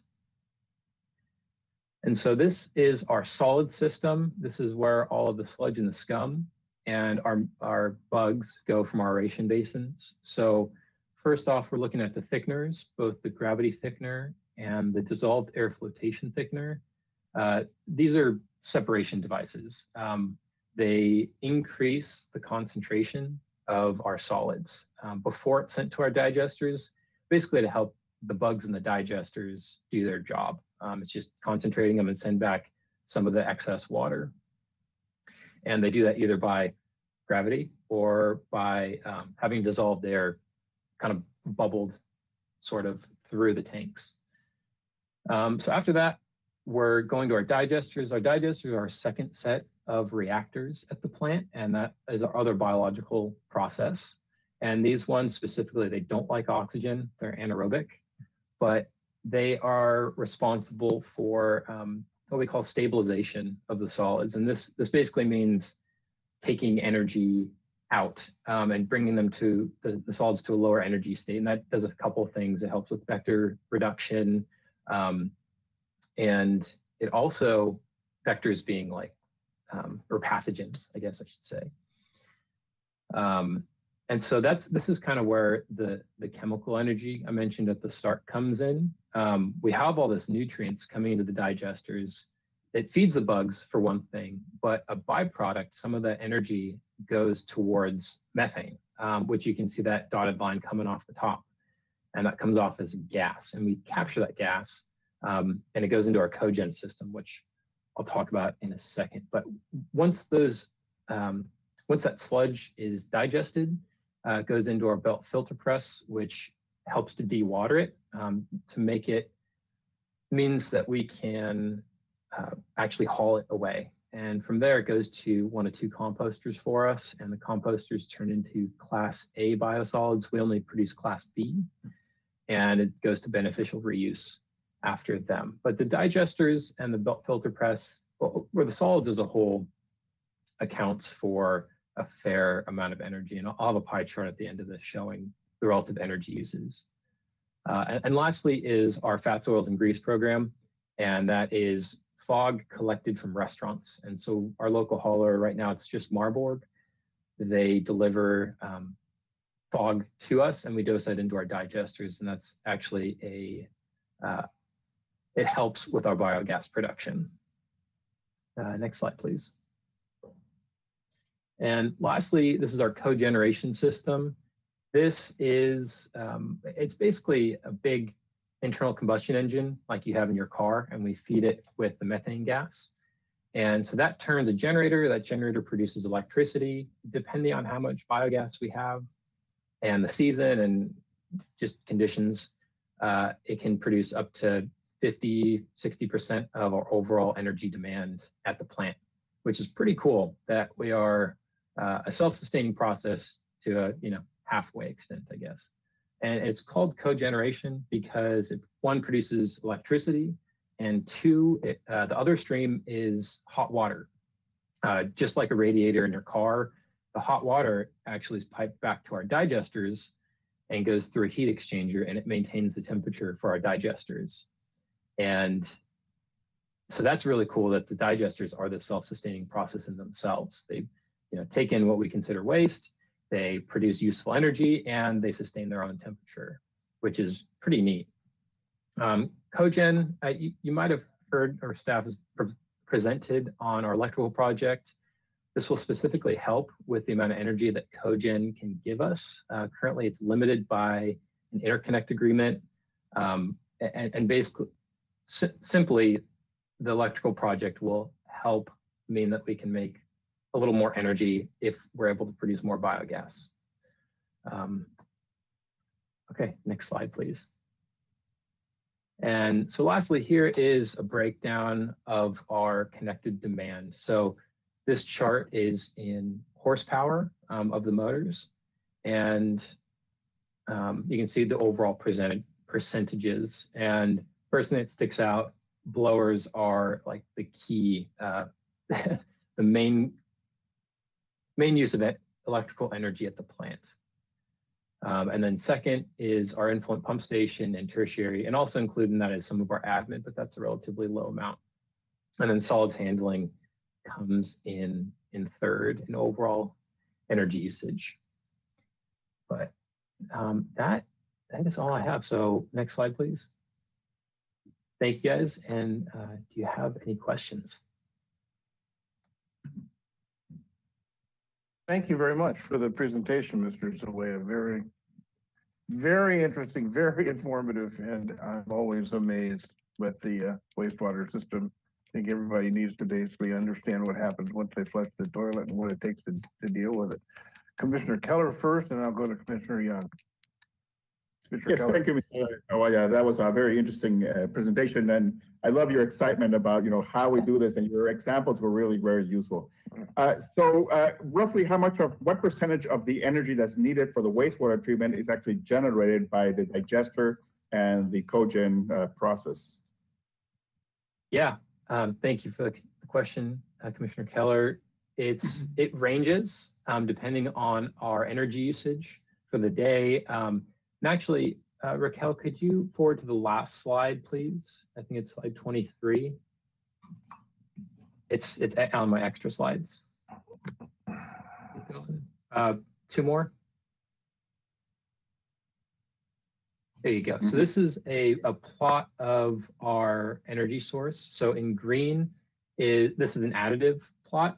So green is our imported power from Edison, and in the blue is our cogen power. And then the blue line, or turquoise line, is our relative percentage. And so you can see that it fluctuates over time. Overall, our biogas has been trending down over the past year and a half-ish. I think there are a lot of things at play and we don't fully understand why, but it's kind of a product of a lot of different factors. So anywhere from 50 to 70%. Right. Yeah. And I understand that you also have a flare, and you mentioned that that's one of the limitations with the air quality, that we have to actually flare some of the gases that can't be used for digestion and for combustion, actually. Do you know how much energy is being lost through that flaring process? It would be equivalent to whatever we're producing from cogen. We only flare when cogen is down. Otherwise, cogen is up 100% of the time. Okay. Yeah. Okay, thank you very much. Yeah. Commissioner Young, go ahead. Thank you. Great presentation. So why would cogen go down? That would then cause us to have to flare. Yes. Thanks for the question, Commissioner Young. It's one, either if it's run by a contractor, so it's owned and operated by a company called Cal Power, and when they're doing preventive maintenance on it, there'll be downtime. Another is when we are switching blowers.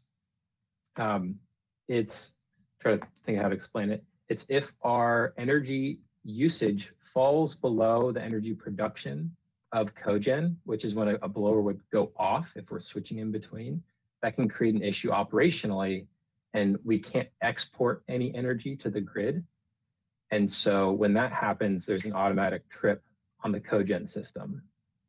And so if that happens, that's another time that we would flare. Does that make sense? I know it's kind of a confusing concept.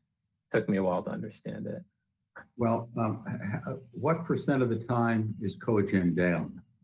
Okay. A small amount. I'm thinking back to a chart. It's over the course of a year, maybe a couple percent. A lot of months, its uptime is nearly 100%.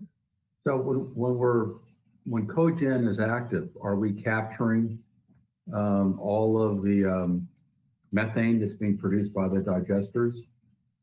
That's correct. Yeah, all the methane is going to the cogen. And in this flow diagram that you've got, are there other places in the process stream where there is biogas that could be captured? No, the biogas is a direct product of our anaerobic digestion. And those are closed systems, so they're closed tanks, and all of the gas is captured through pipes off the top. Great, thank you very much. You're welcome. Commissioner Kammeier. Thank you. I had a follow-up to Commissioner Young's question, and then just another question out of curiosity. So first, you mentioned that you can't export energy to the grid. Why is that? Commissioner Kammeier, it is an agreement with Southern California Edison. That is that's the extent that I know, at least. There was some language included when we entered into it. I can follow up more if you need more of an explanation, though. That's okay. I guess just it's good to know that it's a policy barrier rather than a logistical barrier.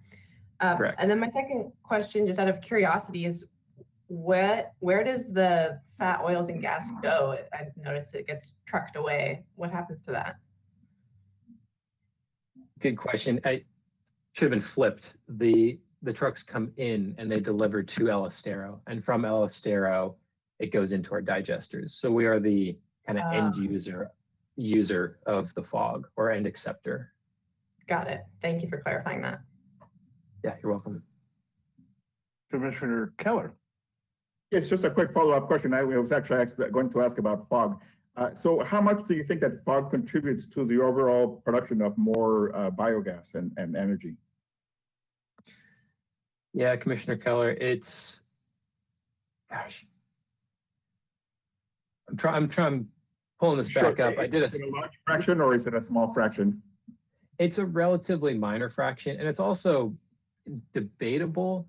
Sometimes it's difficult to look at our numbers for like when we're dosing versus when we can actually see a change. There's a lot of different factors that are affecting our gas flow and the pressures within our digesters. But, you know, reasonably, we could say it's probably in the order of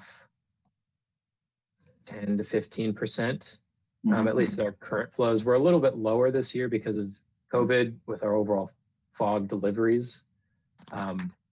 But in high years, it might make up a greater percentage as if we're maxing out our deliveries that we can receive. Just another final question. So is the digester system operating at pretty much its full capacity, or is there something that we could do to enhance and produce? We see, for example, it's been dropping off in the last few months, I guess. But in general, is it at full capacity, or is there an investment that could be made to recover even more energy out of the whole system? We do have a little bit of capacity on an organic scale. When we're talking about digester capacity, there's a hydraulic scale and an organic scale. Organic being with the bugs, hydraulic being with the actual capacity of the structure. So we have a little bit of organic capacity. Some of that, I think it's dropped down partially as a result of our new treatment process. You know, we went through our secondary upgrades a few years ago, and that actually does a better job of capturing a lot of nutrients from what's coming into the plant. So maybe in the past, whereas we were passing maybe more nutrients onto our digesters, we're capturing more of that now. And so in terms of wastewater, it's hard to say if there's more we could do because we have our secondary treatment and our liquid train pretty relatively optimized. We're operating at a good range. It's hard to say. I guess taking other sources like fog or increasing that would be our only source. I see Amanda has hopped on here. Do you have something to add, Amanda? I just also want to add that is something that we are looking at, and we want to pursue more. There's two limiting factors. One of them is we are in the process. We just started our construction, or we're going to start construction of our digester cleaning. So that is another reason why I haven't brought fog to increase it just yet, because this year we're going to be down to one digester because we're going to be doing the cleaning of both of these digesters. And that takes probably an 18-month process to get them down, cleaned, bring them back up, then take the other digester down, clean, get that back up. So I was really hesitant to introduce anything else until that process is done. And then after the electrical project, we will have more capacity with our flare. And then that's when we can really probably look at being even more efficient and providing, getting more renewable energy with the cogens. So those are kind of our limiting factors right now.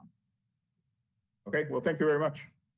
You're welcome. I'm gonna go over to Councilmember Sneddon. She came on, and I'll come back to Jeff to Commissioner Young. Thank you, Chair Davis. So I have just two quick questions. First of all, it's just such a fabulous presentation, all of the detail, and even at those beginning slides with the sources of energy for treatment, and I just love those. So thank you for laying out the whole system through like that. And Thank you. so just two quick questions. One on this graph, the sort of zero line that goes from what's happening there? That is when our cogen system came online. That was in late 2013, early 2014. So before that, we were completely on Edison power. Okay, that's excellent. I would just maybe add to that slide at some point that's a year and not a date.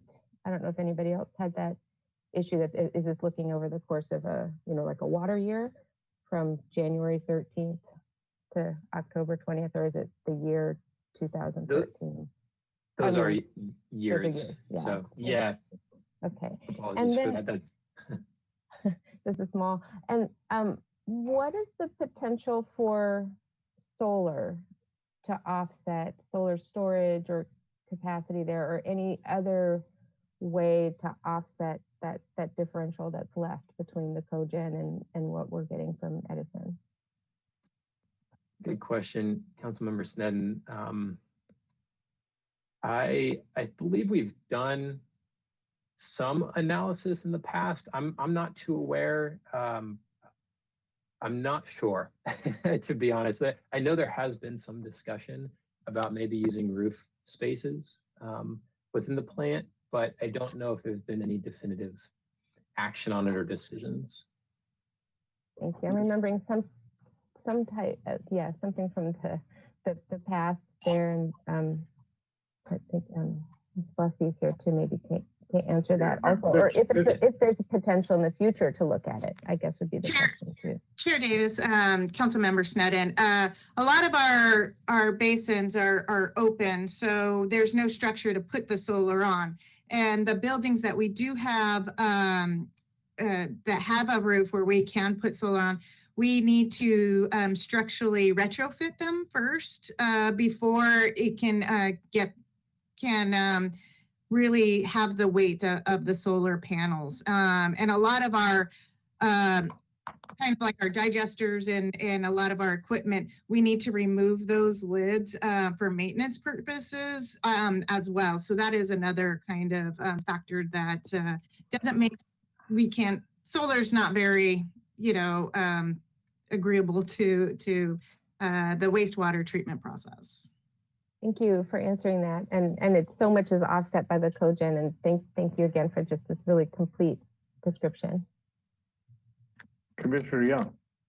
Thanks, Chair Davis. So back onto the flaring that we do. I take it then that we are combusting the methane gas in that process, correct? Yes, that's correct, Commissioner Young. And that's producing then CO2? Correct.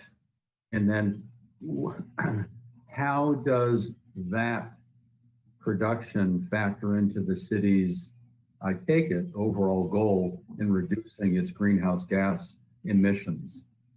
Is there anything planned to look at capturing that CO2 so we can reduce our carbon footprint? Commissioner Young, I'm not aware of any discussions about that. If we're specifically talking about flaring, it is a relatively low amount of overall emissions. I'm not sure how the CO2 in terms of amounts or concentration would change between that and what's being released from cogen. But it is something that we could look into, I'm sure. We just haven't had any discussions about capturing the CO2 that I'm aware of. I'd love to see the discussion take place simply because, it may be a little bit here and a little bit there, but all of these little bits add up across, a large expanse of territory in the country. And we have too much carbon in the atmosphere that's being emitted, and we really need to be actually removing carbon from the atmosphere to create a more safe future for us. So, I don't know, Chair Davis, I'd love to see somebody open the discussion at some level and take a look at it. But I would just comment that the city has now formed a sustainability department. And a lot of these questions, they are ones that are really relevant to their charge. And at some point, it'd be really great to have them come back and just talk to us about what their program looks like and how water, wastewater fits into what they're doing. Ms. Parento was on earlier asking some questions, and I know that she's on top of this. So good question, Commissioner Young, and I think in the future we can have that discussion. And next month when we talk about our workload, also we could put that in that discussion. Ms. Fessy. Yes, I was just about to reiterate everything you just said, Chair Davis. Alalia works hand in hand with both water and wastewater, and we can definitely bring her back to present on this topic, and we can discuss more at our workshop to get a specific topic that we would like for her to present on. Good. Thank you. Good questions. Are there any other questions for Mr. Zaway at this time before we move on? We are getting late in our agenda, so not seeing any. Again, thank you so much for the presentation. I thought it was all well laid out, and your flow diagram for me, who I even understand the process, I even learned stuff there. So thank you so much again. My pleasure, Chair Davis. And Chair Davis, I just want to make note that there is no public comment at this time.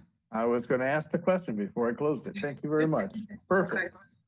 Perfect. Okay, we will then move on to item 9, the Water Resources Manager Report. I'm going to take the prerogative of clearing the record. On item 7, the consent calendar, I asked for a raise of hands and have been informed that since it's a virtual meeting, we need to record it somehow. So let the record show that the vote was unanimous on item 7, the consent calendar. And with that, Ms. Fessy, your report. Thank you, Chair Davis. I was just about to do that. Okay, so we'll make this really brief. I have Ms. Dakota Corey jumping on. We just want to really address one item, and that's the governor's drought declaration. And so Ms. Corey is going to speak about that and how it impacts our water supply. Thank you, Ms. Fessy. Water Commissioners, Chair Davis. As Ms. Fessy said, I'm just going to take a few minutes to talk about the governor's executive order, which came out last Thursday, where he asked all Californians to reduce their water use by 15%. He's been making these drought emergency declarations county by county. And so in this last declaration on Thursday, Santa Barbara County was included in the drought emergency declaration.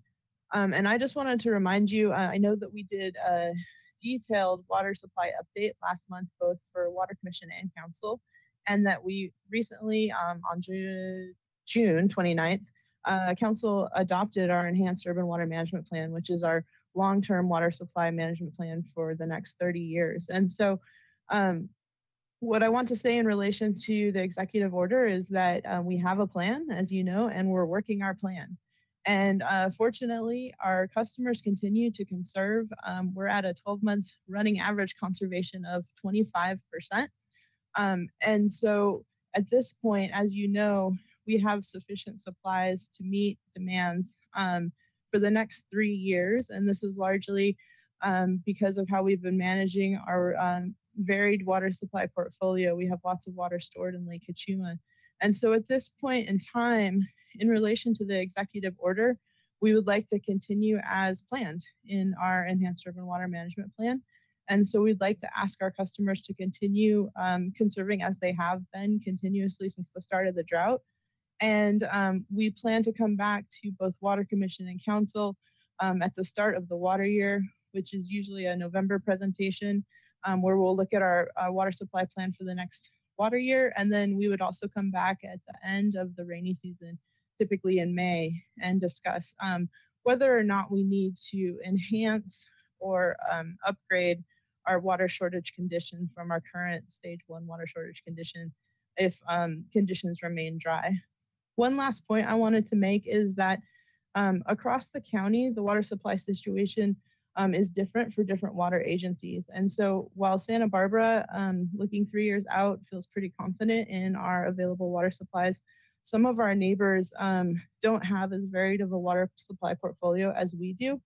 And this drought declaration is actually pretty helpful for them because they are looking at some potential shortages in the next couple of years if it remains dry. So in the effort of being good neighbors and having a regional approach to water supply planning, we're just going to continue to use our resources efficiently and continue working our plan. If you have any questions about that, I'm happy to answer them.